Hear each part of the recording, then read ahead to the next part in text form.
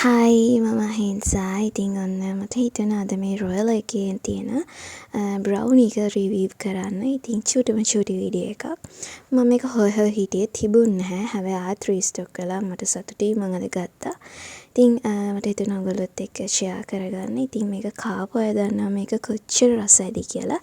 ඉතින් ඔන්න බ්‍රවුනි මම වගේ බ්‍රවුනි පෙරේතියන්ට ඔන්න හොඳ ඔප්ෂන් එකක් මේක. රුපියල් 700යි. එනකොට හොඳ ලොකු පෝෂන් එකක් තියෙනවා.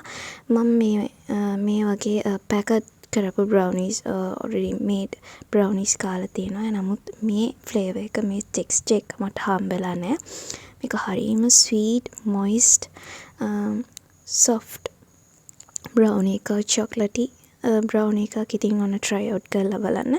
ඉතින් රිවිව් කරද්දිත් මෙන්න මෙච්චරයි ඉතුරු. ඔයාලට පේනවනේ.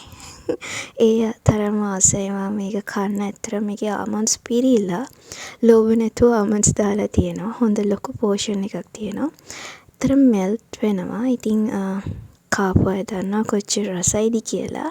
ඔන්න කන්න ආසාවෙන් ඉන්නවා නම් බ්‍රවුනි එකක් ඇත්තටම හොඳයි. හොඳට රෙකමන්ඩ් කරන්න පුළුවන් හොඳ බ්‍රෑන්ඩ් එකක්. අපේ ලෝකල් බ්‍රෑන්ඩ් එකක්.